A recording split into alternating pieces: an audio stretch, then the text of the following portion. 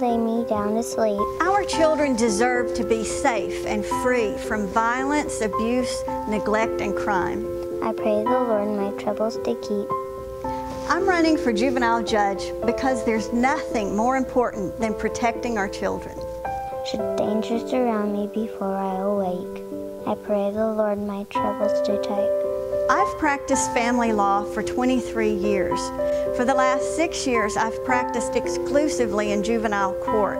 In over 2,000 hearings and trials in juvenile court, I've always followed the law and I've always advocated for the best interest of the child.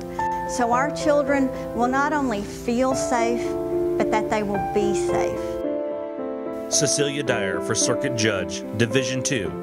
The right experience, the right choice for juvenile judge.